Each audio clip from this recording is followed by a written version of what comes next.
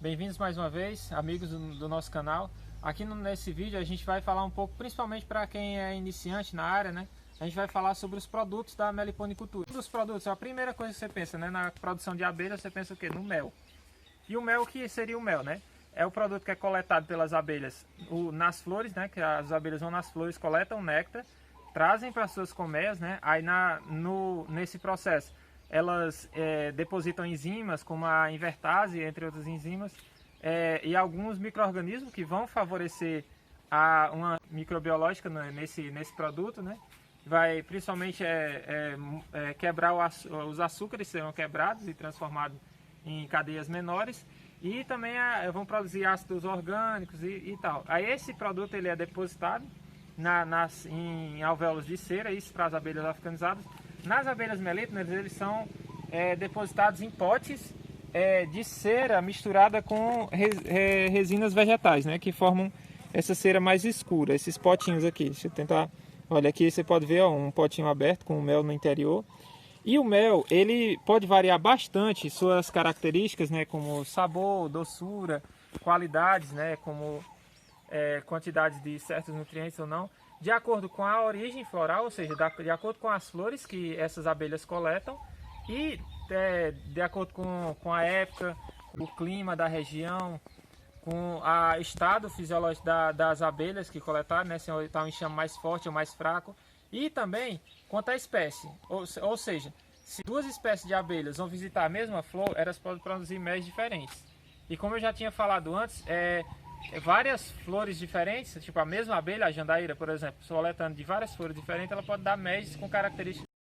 O mel dos meliponines é da abelha jandaíra, abelha jataí, mandaçaia, uruçu, que até é famoso. Ele tem um apego muito grande, principalmente quanto às pessoas que já conhecem, né? Ele tem um apego muito grande, um apego quanto à utilização medicinal desses méis, que esses méis são atribuídos a eles poderes medicinais, né?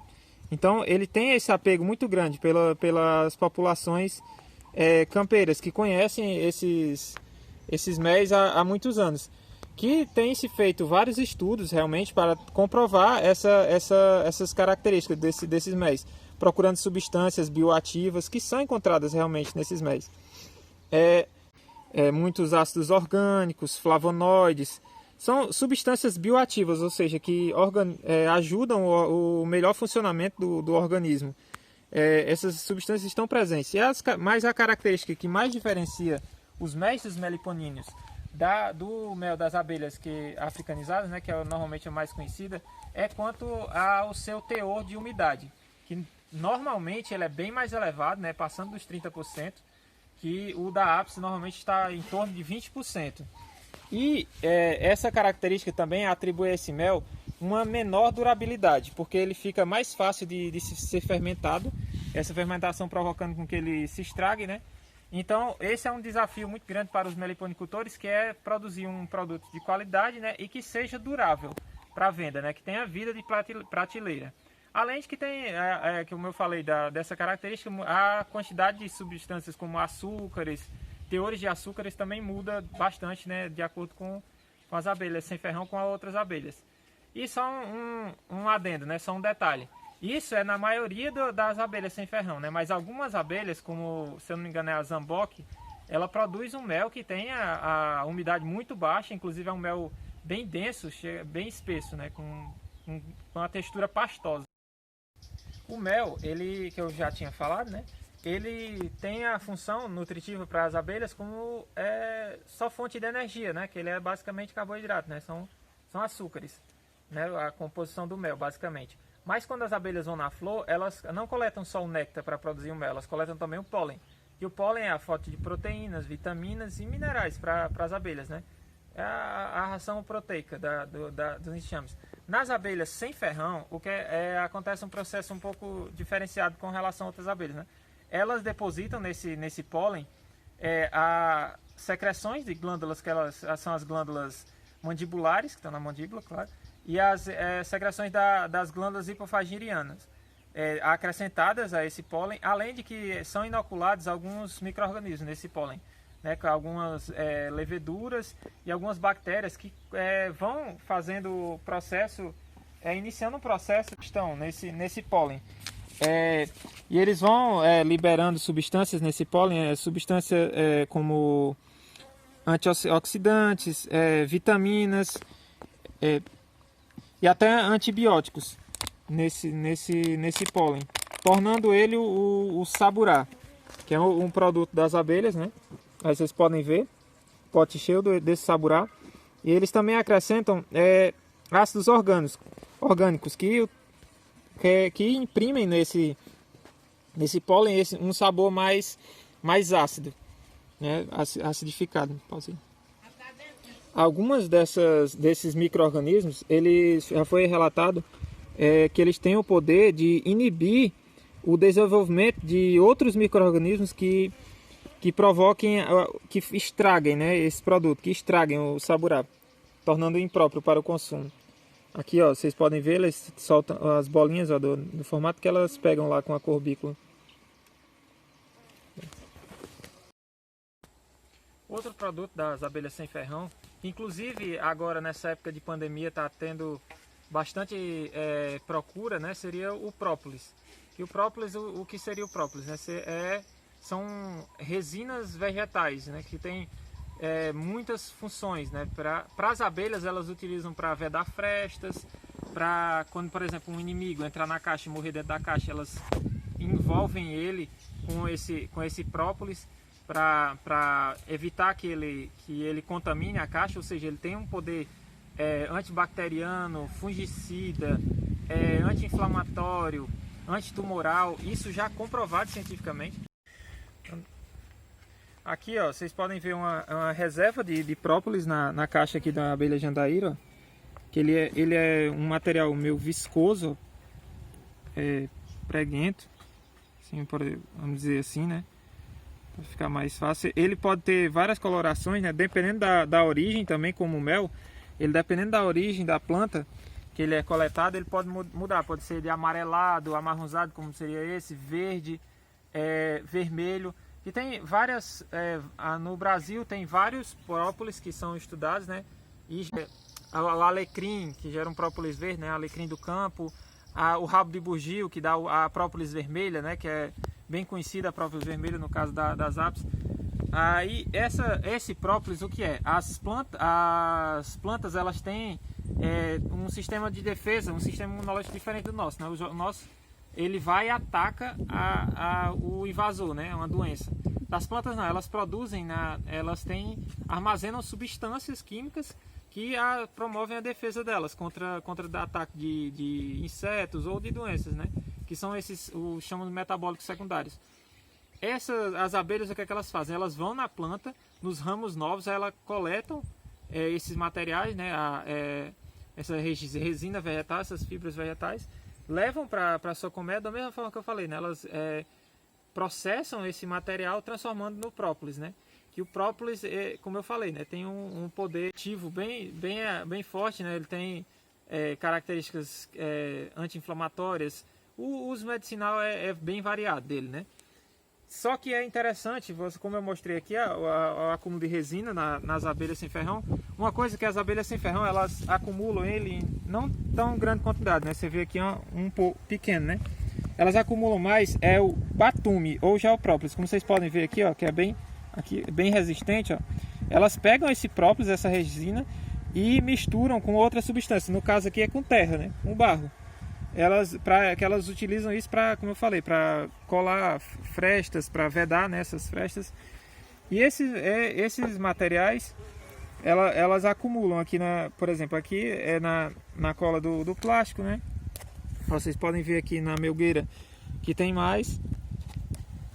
Esse material aqui, ele pode ser usado, no caso do gel própolis, ou do própolis, né, armazenamento de resina, ela pode ser coletada a própolis pura, que as abelhas sem ferrão também acumulam na caixa que eu mostrei lá, e ser feito o extrato para o consumo humano, né? No caso dessa daqui, ela pode ser utilizada para a produção de extratos para iscas, né, de loções atrativas para abelhas sem ferrão, né, para outros enxames. Você faz a isca e usa.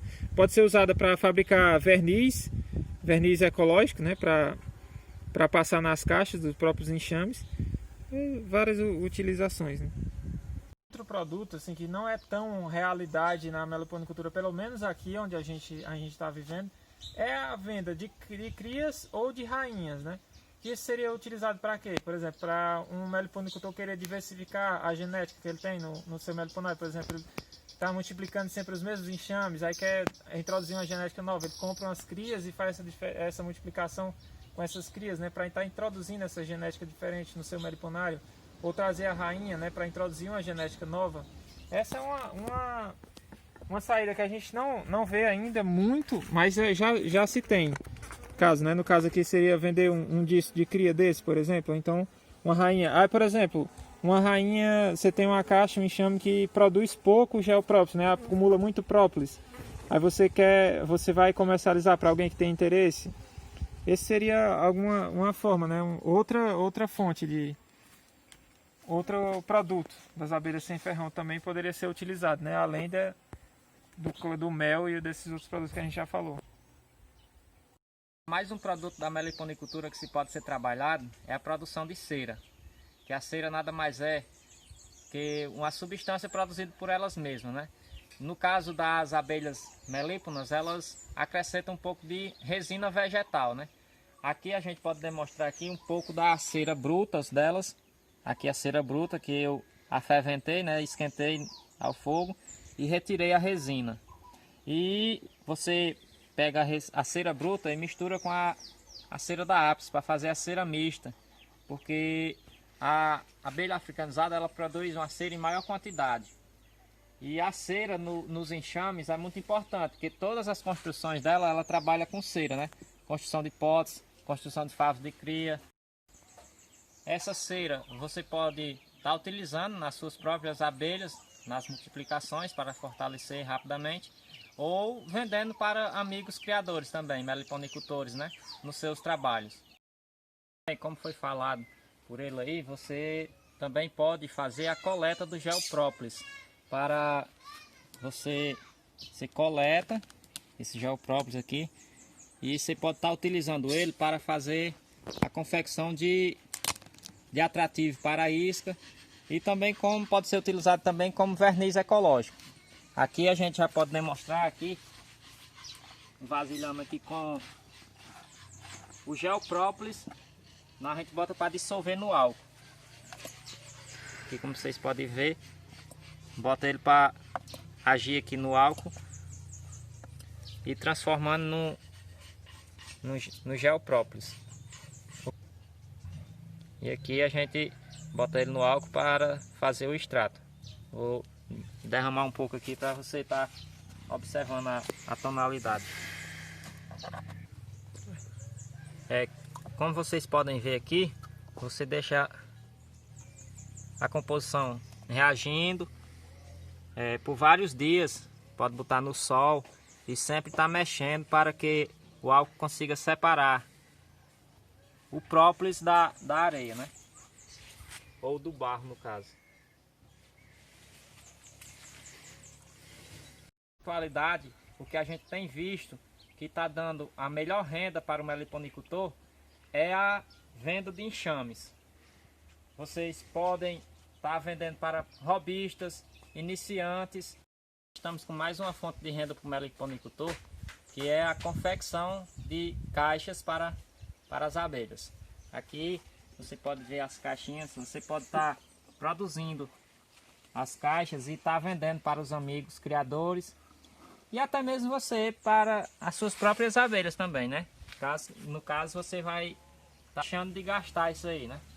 Ou seja, você vai estar economizando e ao mesmo tempo vai estar tendo lucro com a venda para os amigos criadores, né? Uma área da meliponicultura que tem um grande potencial, né, de crescimento, que não é novidade, mas que a gente vê possibilidades muito boas, é a parte da utilização de enxames para a polinização de culturas agrícolas, né? Que já é sabido, a gente já sabe muito bem que plantas onde são introduzidas, culturas agrícolas onde são introduzidas enxames de abelhas, elas têm aumento na quantidade de frutos, na qualidade desses frutos. Tem muitos estudos provando que os frutos se tornam até mais pesados, cerca de 20% mais pesados, se dependendo da polinização, se ela é mais eficaz, né, no caso com a introdução das abelhas. E a gente já está cansado de saber, né, que as abelhas são responsáveis pela polinização de mais de 70% das culturas agrícolas, das plantas que a gente consome, né, no dia. Se tem a utilização muito grande das abelhas africanizadas, né, que a gente já conhece, principalmente na área de melão, que aqui na nossa região tem muito, né, a utilização de abelhas na polinização desses frutos. Mas já tem muitos estudos científicos provando a eficácia em várias outras culturas, né, como maçã, pera, morango, tomate. E as abelhas sem ferrão, elas têm um grande potencial justamente nessas culturas, né? Por exemplo, a jataí para o morango, a mandaçaia no tomate, como também a jandaíra. E elas têm uma vantagem que elas podem ser usadas e já estão sendo usadas em cultivo protegido, por exemplo, né? Você tem uma casa de vegetação, onde você tem a produção dos seus tomates orgânicos, você introduz as caixas de jandaíra, coisa que você não poderia, né, com as abelhas com ferrão. Que você não pode, numa área tão pequena, né, que as abelhas têm ferrão, elas restritas ali no local e poderia possivelmente provocar acidentes.